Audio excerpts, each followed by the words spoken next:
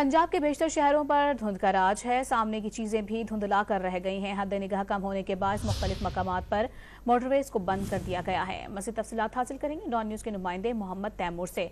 तैमूर, बताएगा धुंध की क्या सूरत हाल है?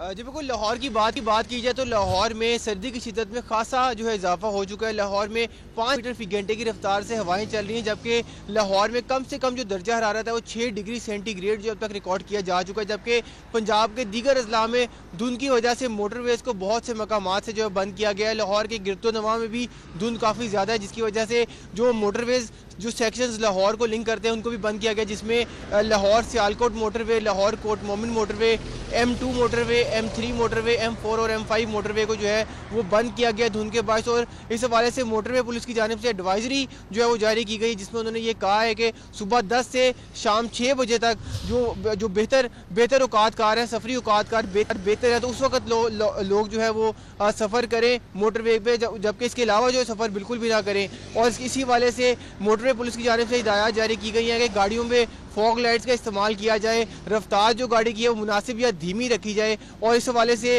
महकमा मौसमियात का कहना यह है कि लाहौर में बारिश के इम्कानात इंतहाई कम है, मगर सर्दी की शिद्दत में जो है दिन ब दिन इजाफा होगा। जी।